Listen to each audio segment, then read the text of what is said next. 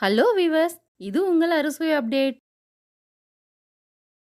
இன்னைக்கு நம்ம பார்க்க போகிறது இட்லி தோசைக்கு ஏற்ற ஒரு சிம்பிளான ரொம்ப டேஸ்டியான சைட் டிஷ் ரெசிபி.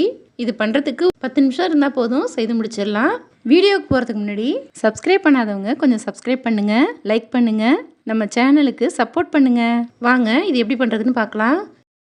இது பண்ணுறதுக்கு நான் குக்கர் எடுத்திருக்கேன்.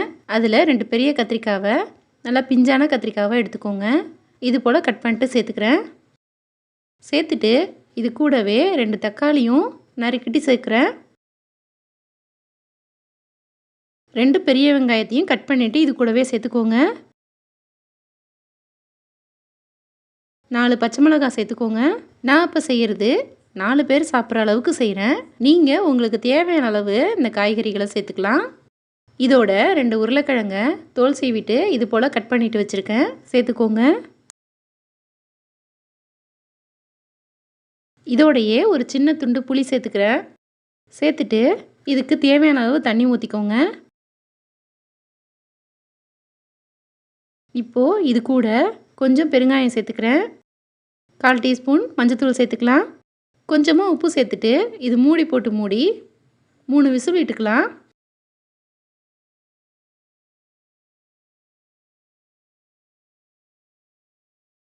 இது 3 விசில் வந்து ப்ரெஷர் இறங்கிடுச்சு.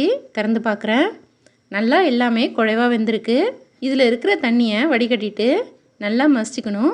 தண்ணியோடையே மசித்தோம் அப்படின்னா கையில் தெரிச்சிரும். அதனால் தண்ணியை வடிகட்டிட்டு நல்லா மசிச்சு விட்டுக்கோங்க.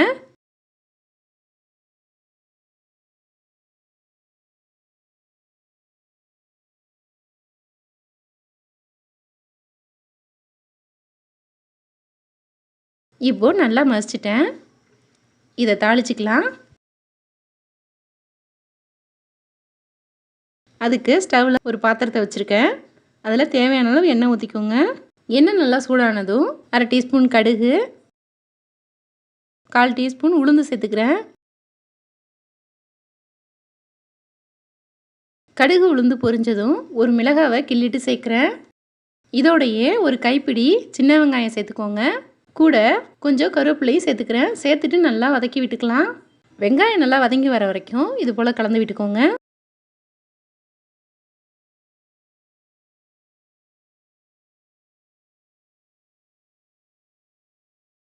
இப்போது நல்லா வதங்கிடுச்சு. நம்ம மசிச்சு வச்சுருந்ததை இதில் சேர்த்துக்கலாம்.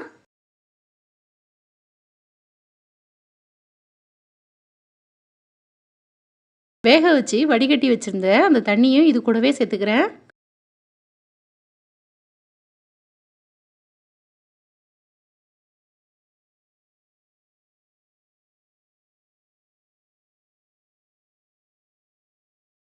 சேர்த்துட்டு இது கூட கொஞ்சமாக உப்பு சேர்த்துக்கோங்க. நம்ம ஏற்கனவே வேக வைக்கும் போது உப்பு சேர்த்துருக்கோம். பார்த்துட்டு அளவாக சேர்த்துக்கோங்க. சேர்த்துட்டு ஒரு முறை நல்லா கலந்து விட்டுட்டு ஒரு 2 நிமிஷம் மட்டும் இதை நல்லா கொதிக்க வச்சுக்கலாம். இப்போது நல்லா கொதிச்சு வந்துருச்சு. இதுக்கு மேலே கொஞ்சமாக கொத்தமல்லி இலை தூவிட்டு ஸ்டவ் ஆஃப் பண்ணிக்கலாம். இது இட்லி தோசைக்கு ரொம்ப சூப்பராக இருக்கும். குறைவான நேரத்தில் குறைவான பொருட்களை வச்சு ரொம்ப சிம்பிளாக செய்து முடிச்சாச்சு. எப்போவுமே இட்லி தோசைக்கு சாம்பார் சட்னின்னு செய்வோம். ஒரு முறை இந்த கத்திரிக்காய் கடையில் நீங்கள் செய்து பாருங்கள்.